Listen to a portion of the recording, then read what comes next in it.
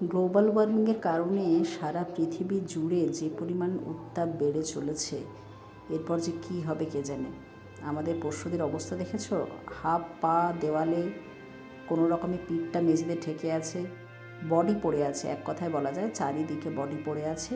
আর এদের অবস্থা যেমন, আর কিছুদিন পরেই আমাদের অবস্থাও এমনই হবে। রাস্তাঘাটে যেখানে সেখানে আমাদেরও বডি পড়ে থাকবে, কারণ কিছু করার নেই। মানুষ সব জানে, সব বোঝে, কিন্তু কেউ কোনো অ্যাকশান নেয় না।